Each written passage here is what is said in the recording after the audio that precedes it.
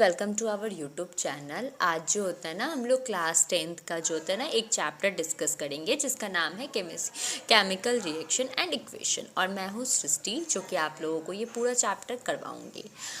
तो स्टार्ट करते हैं हम लोग सबसे पहले इंट्रोडक्शन से कि इस चैप्टर में बेसिकली हम लोगों को क्या क्या चीज़ों के बारे में स्टडी करनी है, किस किस टॉपिक को हम लोगों को ध्यान से पढ़ना है, कौन कौन से टॉपिक हमारे एग्ज़ाम के पॉइंट ऑफ व्यू से इम्पॉर्टेंट है।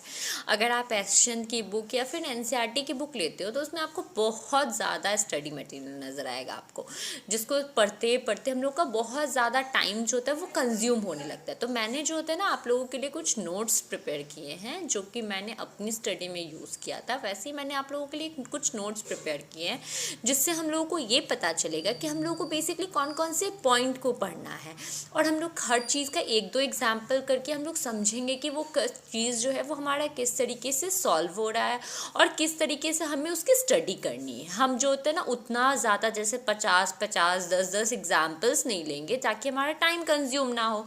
तो चलो अब हम लोग स्टार्ट करते हैं बिना कोई टाइम वेस्ट किए हुए। अब हम लोग स्टार्ट करते हैं केमिकल रिएक्शन एंड इक्वेशन।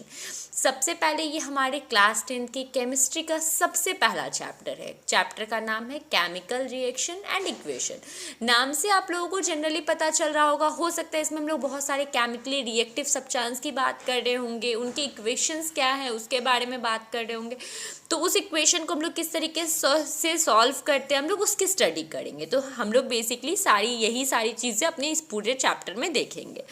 तो इस चैप्टर में बेसिकली हमें क्या क्या पढ़ना है, तो सबसे पहले हमें फिजिकल एंड केमिकल चेंजेस क्या होते हैं उसके बारे में स्टडी करनी है। फिर केमिकल रिएक्शन अपना क्या होता है वो पढ़ना है हम लोगों को। कैरेक्टरिस्टिक क्या होते हैं, ये केमिकल रिएक्शन जो होते हैं उनकी बेसिकली कैरेक्टरिस्टिक क्या होती है, इनके फीचर्स क्या होते हैं, ये हम लोगों को पढ़ना है। केमिकल इक्वेशन किसे कहते हैं वो हमें पढ़ना है।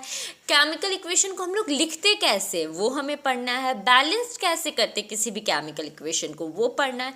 और लास्टली हमें पढ़ना है type of chemical reaction. Chemical reaction कितने तरह के होते हैं जिसमें हम लोगों को combination, decomposition, displacement, double displacement, oxidation and reduction reaction, ये पांचों के बारे में हमें पढ़ना है। और लास्ट में हमें क्या पढ़ना है, तो कोरोजन किसको बोलते हैं और रेंसिडिटी किसको बोलते हैं और इनसे प्रिवेंशन कैसे किया जा सकता है। तो ये सारी चीज़ें हम लोग जो होता है ना इस पूरे चैप्टर में हम लोग इसी चीज़ों को पढ़ेंगे। तो अब बिना टाइम वेस्ट किए हुए हम लोग आते हैं अपने सबसे पहले topic physical and chemical changes पे। अब हम लोग बेसिकली पढ़ते हैं कि फिजिकल एंड केमिकल चेंजेस होते क्या है। तो सबसे पहले आप लोगों को नाम से ही पता चल रहा होगा, फिजिकल चेंज जो फिजिकली हो हम लोगों का, और केमिकल चेंज जिसमें केमिकल इन्वॉल्व हो। फॉर एग्जांपल कि अगर मैं एक कटोरी में वाटर ले लेती हूँ और उसको फिर मैं क्या करती हूँ फ्रिज में रख देती हूँ, तो वो वाटर जो है वो आइस बन जाता है। लेकिन अगर हम लोग वो वाटर जो है वो अपना फॉर्म जो होता है लिक्विड फॉर्म से वो सॉलिड फॉर्म में आया है, ठीक है, तो वो अपने फॉर्म को चेंज किया, तो वो फिजिकली अपने स्टेट को चेंज किया। तो ये हमारा फिजिकल चेंज का एग्जांपल। अगर आप चाहो तो आइस को फिर आप वाटर में चेंज कर सकते हो, तो ये भी हमारा एक फिजिकल चेंज का एग्जांपल है। उसी तरीके से इवापोरेशन ऑफ वाटर, पानी का भाप बनना। जब किसी पानी को बहुत ज़्यादा हाई टेम्परेचर पे बॉयल करते हो तो उससे जो भाप निकलता है, वेपर निकलता है वो भी हमारा एक फिजिकल चेंजेस का एग्जांपल है। वही वेपर जो होता है ऊपर जाके क्लाउड बनता है, क्लाउड जो होता है उससे रेनफॉल होती है। जब क्लाउड हमारा हैवी हो जाता है तो रेनफॉल होती है तो वो वाटर हमें वापस मिल जाता है। तो ये हमारे फिजिकल चेंजेस के कुछ एग्जांपल है। अब ये जो दो प्रोसेस है ना, जो मेल्टिंग ऑफ आइस और इवापोरेशन ऑफ वाटर, इसमें क्या हो गया, कोई भी नया केमिकल सब्सटेंस नहीं बना है। जैसे अगर मानिए पानी से आपका बर्फ जमा, तो क्या बर्फ में ऑक्सीजन आ गया, बर्फ में क्या आपका कार्बन डाइऑक्साइड आ गया या नाइट्रोजन आ गया, नहीं ना, बर्फ में भी आपका क्या है, हाइड्रोजन और ऑक्सीजन ही है। जो आपका इवापोरेशन हुआ उसमें भी सेम चीज़ मौजूद है आपका। तो हम लोग सिंपली एक बात जानते हैं कि फिजिकल चेंजेस में ना किसी भी तरीके का कोई भी न्यू सब्सटेंस का फॉर्मेशन नहीं होता है हम लोगों का, ठीक है। और फिजिकल चेंज जो होता है वो हमारा रिवर्सिबल प्रोसेस है। जैसे कुछ एग्जाम्पल्स हैं आपके फिजिकल चेंज के, जैसे आइस, लिक्विड, वाटर वेपर, ये सब जो होते हैं ना, ये सब जितनी भी चीज़ें हैं ना ये फिजिकली सेम होती है, इस पर कोई असर नहीं पड़ता है। जबकि solution of sugar and water still contains the same chemical substance. देखिए, अब अगर मानिए फॉर एग्जांपल हम क्या किए ना, चीनी पानी बनाए, वो एक वाटर ले लिए, उसमें थोड़ा सा वाटर ले लिया, उसमें चीनी घोलकर हम आपको दे दिए, ठीक है। तो क्या हम लोग, अगर हम आपको बोलेंगे कि पानी में से आप चीनी को अलग कीजिए, तो क्या ये केमिकली ये जो होता है ना हम लोगों का, क्या ये पॉसिबल है? तो आप बोलोगे कि नहीं है पॉसिबल। क्यों नहीं पॉसिबल है? क्योंकि ये जो होता है ना हम लोगों का दो सब्सटेंस रिएक्ट करके एक नया सब्सटेंस हम लोगों का बन गया।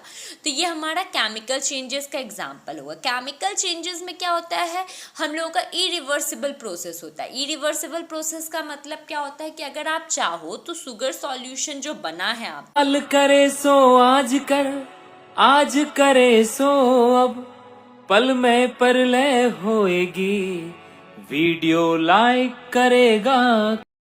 सॉल्यूशन जो बना है अपना, उससे आप शुगर और वाटर को अलग नहीं कर सकते। तो ये हमारा क्या है, एक इरिवर्सिबल प्रोसेस है। तो हम लोग कह सकते हैं सच केमिकल रिएक्शन जिसमें कोई भी तरीके का न्यू फॉर्मेशन ना हो, वो हमारा फिजिकल चेंजेस कहलाता है। जैसे फिजिकल चेंजेस के कुछ और भी आपके एग्जांपल, जैसे रेस्पिरेशन, ये भी फिजिकल चेंज है। बर्निंग ऑफ कैंडल वैक्स, ये भी फिजिकल चेंजेस का एग्जाम्पल है। फर्मेंटेशंस ऑफ ग्रैप्स, ये भी हम लोगों का फिजिकल चेंजेस का एग्जाम्पल है। अब देखिए, इन दिस प्रोसेस, ये जो फिजिकल चेंज का जो प्रोसेस होता है, ओरिजिनल सब्सटेंस जो होता है वो अपने नेचर और अपने आइडेंटिटी को खोता नहीं है, ठीक है। न्यू केमिकल सब्सटेंस बनाने का मतलब ये नहीं है कि वो अपने नेचर और आइडेंटिटी को खो रहा है, बल्कि ऐसा कुछ नहीं होता है।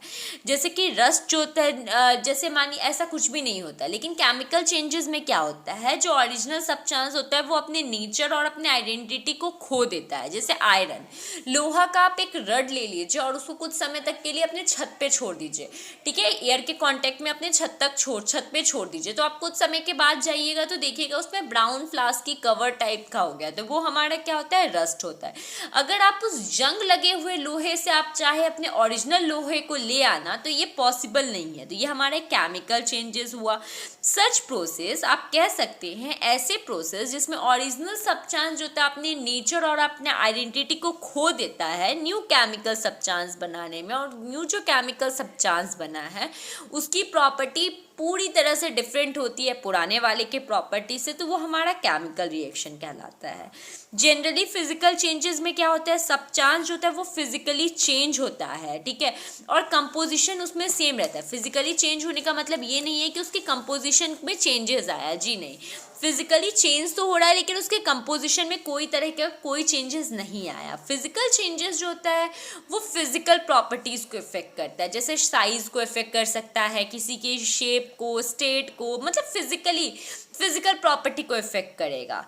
ये जो फिजिकल चेंजेस होता है ना, इसमें किसी भी तरह का न्यू सब्सटेंस का फॉर्मेशन नहीं होता है। कुछ फिजिकल चेंजेस के एग्जांपल है, जैसे हमारा फ्रीजिंग ऑफ वाटर हो गया, मेल्टिंग ऑफ वाटर हो गया। ये सब फिजिकल चेंज होता है वो टेम्पररी चेंज होता है और ये रिवर्सिबल चेंज होता है।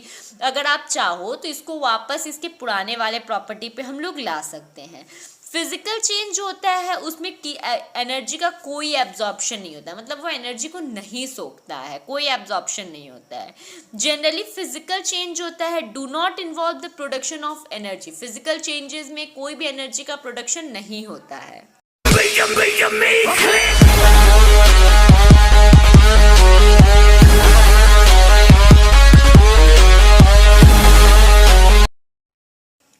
अब बात करते हैं हम लोग केमिकल चेंजेस की। व्हेन अ सब्सटेंस अंडरगो, जब हम लोगों का कोई भी सब्सटेंस जो होता है ना वो undergo change it's molecular composition is change entirely. जब कोई सब्सटेंस अपने अंदर मॉलिक्यूलर अपने कंपोजिशन को चेंज कर रहा है तो वो केमिकल चेंजेस होता है। तो केमिकल चेंजेस में क्या होता है, न्यू सब्सटेंस का फॉर्मेशन होता है। केमिकल चेंजेस में क्या होता है, इफेक्ट किस पे करता है, फिजिकल और केमिकल दोनों प्रॉपर्टी पे इफेक्ट कर सकता है। ऐसा जरूरी नहीं है कि ये फिजिकल प्रॉपर्टी पे करेगा तो केमिकल पे नहीं, केमिकल करेगा तो फिजिकल नहीं, ये दोनों प्रॉपर्टी पे इफेक्ट कर सकता है। कुछ केमिकल चेंजेस के एग्जाम्पल है, जैसे कोल हो गया, कोयला हो गया, हम लोगों का रस्टिंग हो गया। केमिकल चेंज होता है वो एक परमानेंट चेंज होता है, हम लोग का टेम्पररी चेंज नहीं होता है, परमानेंट चेंज होता है। केमिकल चेंज होता है वो हम लोग का इरिवर्सिबल चेंज होता है। अगर इन फ्यूचर में आपका मन किया कि कोई भी सब्सटेंस आपने जो न्यू सब्सटेंस बनाया उसको वापस से आप पुराने सब्सटेंस में कन्वर्ट कर दो, तो ये पॉसिबल नहीं है हम लोगों का। केमिकल चेंज होता है यूजुअली एनर्जी का प्रोडक्शन करवाती है, हम लोगों का एनर्जी का प्रोडक्शन होता है। During a chemical reaction absorption and evolution of energy take place. Chemical reaction के दरमियान या तो एनर्जी बहुत ज़्यादा एनर्जी रिलीज होगा हम लोगों का, या फिर बहुत ज़्यादा एनर्जी एब्जॉर्व कर लिया जाएगा। सपोज मान लीजिए कि दो सब्सटेंस को आपने रिएक्ट करवाया, तो हो सकता है दोनों सब्सटेंस के रिएक्शन के दरमियान क्या होगा, या तो बहुत ज़्यादा अमाउंट में एनर्जी को एब्जॉर्व कर लिया जाएगा या बहुत ज़्यादा अमाउंट में एनर्जी जो होता है वो रिलीज होगा। तो ये दोनों तरह के चेंजेस, ये दोनों तरह का चीज़ हो सकता है केमिकल चेंजेस में। Whenever a chemical change occur, we say that a chemical reaction take place। जब भी किसी भी चीज़ में जब केमिकल चेंजेस स्टार्ट होता है होना, तो हम लोग कह सकते हैं केमिकल रिएक्शन हमारा क्या हो रहा है, केमिकल रिएक्शन हो रहा है। अब हम लोग बेसिकली इतनी केमिकल रिएक्शन के बारे में बात करें, तो अब ये केमिकल रिएक्शन होता क्या है। Whenever a chemical change occur, we say that into a chemical reaction has take place। जब कभी भी केमिकल चेंज होता है तो हम लोग कहते हैं केमिकल रिएक्शन हो रहा है।